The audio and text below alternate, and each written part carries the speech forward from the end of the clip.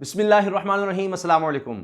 भूल जाइए Panama papers को, क्योंकि पेंडोरा पेपर्स आ रहे हैं और इनमें पनामा पेपर्स से भी ज़्यादा पाकिस्तानियों के नाम हैं।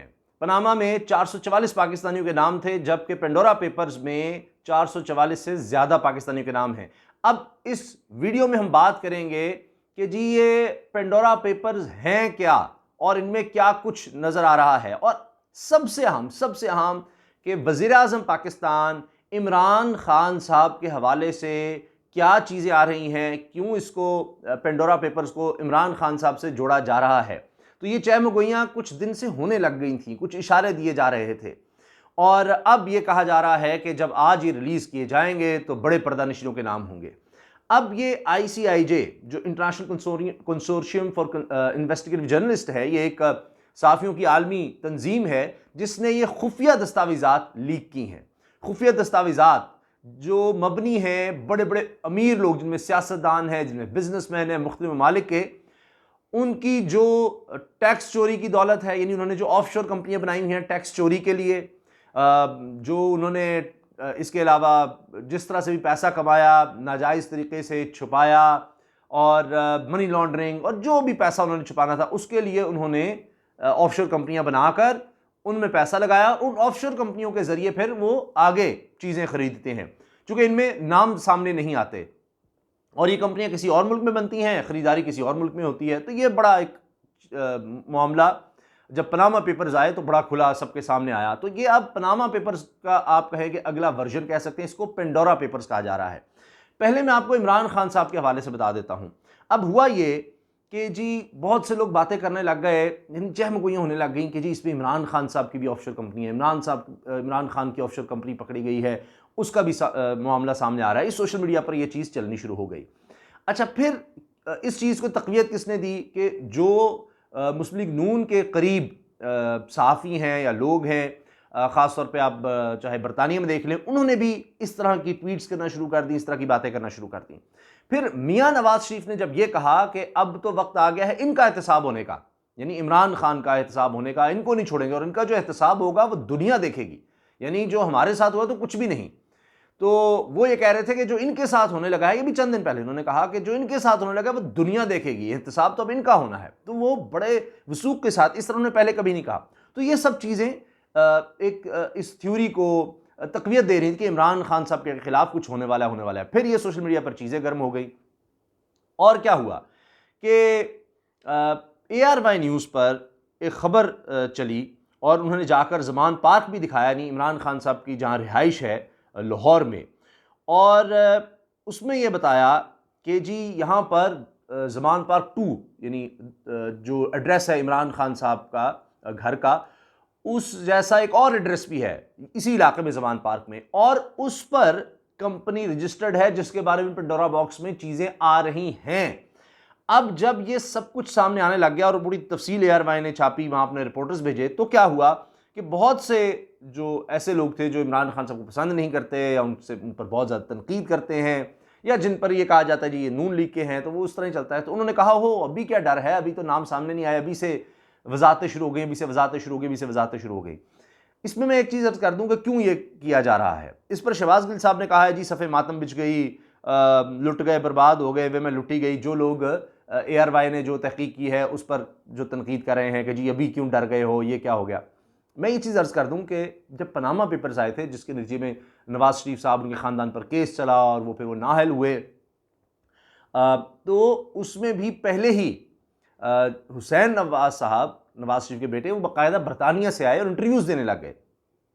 और उन्होंने जावेद चौधरी को जो इंटरव्यू दिया, जहाँ तक मेरी याददाश्त मेरा साथ दे रही है, अगर मैं गलत नहीं हूँ तो उसमें उन्होंने ये बातें करना शुरू कर दी कि अल्हम्दुलिल्लाह ये हमारी हैं, ये कंपनी हमारी हैं, ये ऑफशोर कंपनी हमारी। वो पहले ही उन्होंने ये चीज़ करना शुरू कर दी क्योंकि ये पता लग गया था कि सामने आ रहा है। तो एक दफ़ा फिर इसमें उमर चीमा साहब हैं पाकिस्तान की तरफ से, और उनके साथ एक और सहाफ़ी हैं, उनका फ़खर दुरानी साहब, वो दोनों इसमें हैं पाकिस्तान की तरफ से। बाकी पूरी दुनिया से सहाफ़ियों की एक बड़ी तादाद है जिन्होंने इन पर तहकीक किया। 1 करोड़ 19 लाख सफ़हात पर, दस्तावेज़ात पर ये मुश्तमिल है ये सारी तहकीक। अच्छा, अब सुनिए कि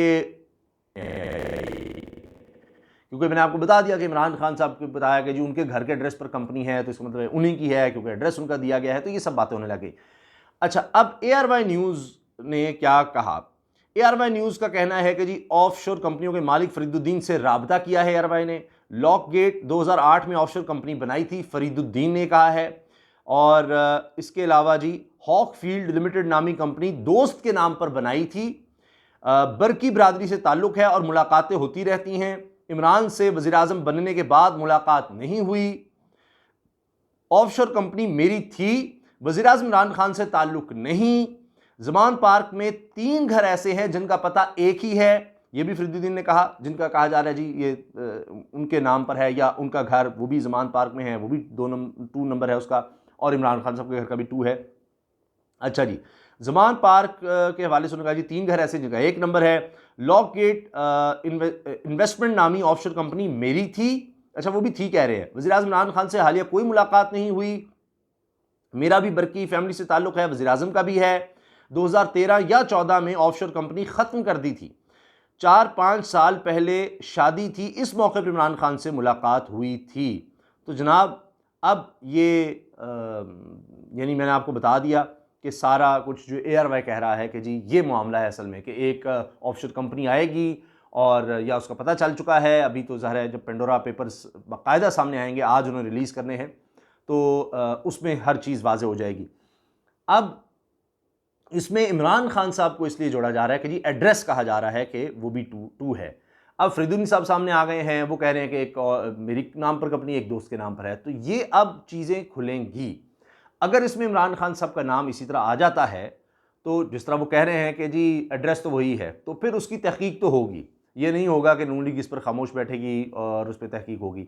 मेरा अपना ख्याल ये है कि इस पर शायद जब बहुत ज़्यादा कोई बात बन जाए तो इमरान खान साहब खुद, जिस तरह उन्होंने खुद से आगे आ गए थे और कहा था कि जी मैं वोट लेता हूँ दोबारा एतमाद का कौमी असम्बली से, तो उनको फिर सामने आना पड़ेगा और इस तरह हो सकता है कि खुद ही तहकीकात के लिए कहेंगे जी हर चीज़ फिर जो है दूध का दूध पानी का पानी हो जाए। क्योंकि उसकी वजह यह है कि इमरान खान साहब तो खुद गए थे ये सारा केस लेके नवाज़ शरीफ के खिलाफ। ये जब 2016 में पनामा पेपर सामने आए थे तो नवाज़ शरीफ के खिलाफ इमरान खान साहब गए थे सुप्रीम कोर्ट। इनके अलावा शेख रशीद थे और फिर जमात इस्लामी भी साथ शामिल हो गई थी। बाकी जमातें तो थी, लेकिन जो केस लेकर गए थे बाकायदा वो ये 3 लोग आप कह सकते हैं, 3 जमातें थीं। और उसमें फिर ये हुआ कि प्रोसीडिंग्स हुई, फिर वो JIT बनाने का कह दिया गया। पहले उससे पहले मियां नवाज शरीफ ने बड़ी कोशिश की कि जी हम एक जुडिशल कमीशन बना देते हैं। अच्छा, कोई जज जिसको भी वो कहते थे जाएँ आपके नाम पर जुडिशल कमीशन बनाते हैं, उन्होंने इनकार किया। फिर ये कि जी सुप्रीम कोर्ट से हम तहकीकात करवा लेते हैं और जुडिशल इंक्वायरी एक करवा लेते हैं, सुप्रीम कोर्ट को लिखा जाता है उस बारे में। तो उस वक्त जो चीफ जस्टिस उन्होंने कहा जी जो आप स्कोप कह रहे हैं बड़ा लिमिटेड है, इस तरह तो कोई चीज़ सामने नहीं आएगी, उन्होंने इस तरह वापस भेज दिया। आखिरकार फिर सुप्रीम कोर्ट में ये केस चला और उसके नतीजे में नवाज शरीफ साहब नाअहल हुए। JIT बनाने का जब कहा गया, JIT ने सारी इस पर तहकीकात की और फिर जब दोबारा सुप्रीम कोर्ट में रिपोर्ट आई तो फिर उसमें एक चीज़ और सामने आ गई कि जी ये तो अपनी मुलाजमत करते दुबई की किसी कंपनी में। उन्होंने कहा जी मैं बेटे की कंपनी में करता था और वज़ीर आज़म के तौर पर आईनी तौर पर इजाज़त ही नहीं है कि आप बतौर वज़ीर आज़म कहीं भी जॉब करें, चाहे अपने बेटे के यहाँ मुलाजमत करें। और वहाँ से वो पैसे भी कमा रहे थे और वो कहते हैं जी मैंने वो सैलरी कभी ड्रॉ नहीं की, यानी सैलरी आ रही थी लेकिन मैंने वो इस्तेमाल ही नहीं की, सैलरी आ रही थी। बहरहाल ये अब टेक्निकलिटीज़ में था सारा मामला, लेकिन सुप्रीम कोर्ट ने उनको इस बात पर नाअहल कर दिया था। और फिर वैसे तो पहली ही दफ़ा में 2 जजेस यानी 3 ने तो कहा था JIT मामला जाए 5 में से, और 2 ने तो कहा था कि झूठे हैं क्योंकि इन्होंने बार बार कहा कि ये हमारे ज़राए हैं जिनसे पनामा पे ये सारी हमने प्रॉपर्टी बनाई, जब पनामा पेपर सामने आया ये सारा कुछ। और उसमें कहा कि जी हमने अपनी मिलें बेच कर और वो सारे फ्लैट्स लिए, लेकिन उस वक्त उन्होंने कतरी लेटर का कोई जिक्र नहीं किया। जबकि सुप्रीम कोर्ट में मामला गया तो उन्होंने कतरी ख़त ले आए कि जी कतरियों के साथ हमारी इतनी बड़ी इन्वेस्टमेंट थी और कैश में थी, करोड़हा डॉलर्स या दिरहम की, यानी अरबों रुपए की हमारी कैश में, हमने उनको इतना कैश सोचें। तो बहरहाल वो फिर इस वजह से 2 जजेस थे जिनमें मेरा ख्याल आसिफ सईद खोसा साहब, गुलजार अहमद साहब थे, जिन्होंने कहा था कि जी ये तो झूठे हैं, उसी वक्त इनको फारिग कर रहे थे। लेकिन बाकी जजेस ने कहा नहीं JIT में जाना चाहिए मामला, तो फिर चूँकि मेजॉरिटी डिसीजन था JIT में गया।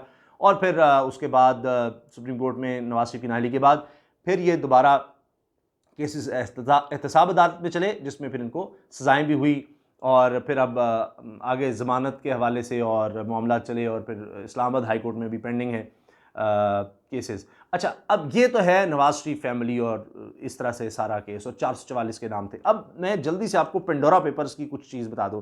पेंडोरा एक बड़ा दिलचस्प लफ्ज़ है, जिस तरह हम आम लफ्ज़ों में कहते हैं नया कट्टा खुल गया, कि वो एक ऐसा मामला खुल जाना जिससे और बहुत सी कंट्रोवर्सीज जन्म लेंगी। तो इन्होंने पनामा पहले इसलिए कहा था कि पनामा में वो जगह है जहां पर ये कंपनियां रजिस्टर्ड थी, उधर से पनामा। अब ये पेंडोरा पेपर्स का इन्होंने नाम दे दिया है, जो सामने ला रहे हैं उनकी मर्जी जी, जो मर्जी नाम दें। तो पेंडोरा इस तरह से एक टर्म है कि जिससे और बड़ी कंट्रोवर्सी जन्म ले। लेकिन मैं पढ़ रहा था तो इसमें ये यूनानी कहावतों में इस चीज़ का जिक्र मिलता है कि कोई और था शख्स जिसके पास एक बॉक्स था और वो सीक्रेट था, उसकी शायद बीवी थी, उसने वो खोल दिया और उसकी वजह से बड़ी फिर बलाएं और आफतें आने लग गई, क्योंकि उसने बॉक्स वो खोल दिया था, वो डब्बा। तो इसलिए पेंडोरास बॉक्स वहाँ से शुरू होता है और जनाब ये अब चल रहा है। और ये अब पनामा पेपर्स जो 2016 में आए थे, उसके बाद फिर आलमी तंजीम international consortium of investigative journalist जो है, यानी ICIJ, उसने ऐलान किया है पेंडोरा पेपर्स का। और पाकिस्तान समेत दुनिया भर की अहम शख्सियात हैं, उनके मालियाती राज इसमें फाश होंगे। और ये 3 अक्टूबर रात को तकरीबन शायद पाकिस्तानी वक्त के मुताबिक 9:30 बजे ये रिलीज़ कर रहे हैं। और इन्होंने इस वाले ट्वीट भी कर दिया ICIJ ने, और उन्होंने कहा है कि जी ये 600 रिपोर्टर्स हैं 117 ममालिक के, जिन्होंने इसमें हिस्सा लिया है, और 1 करोड़ 19 लाख दस्तावेज़ात हैं। पनामा पेपर्स में 1 करोड़ और उसमें भी 1 करोड़ 15 लाख दस्तावेज़ात थी जी, जबकि इसमें 1 करोड़ 19 लाख हैं। और 117 ममालिक के मैंने जिस तरह अर्ज़ किया 150 मीडिया इदारों में से 600 सहाफ़ियों का इसमें काम है, यानी उन्होंने इस पर तहकीक की है, सारी चीज़ें पढ़ के वो सामने लाए हैं।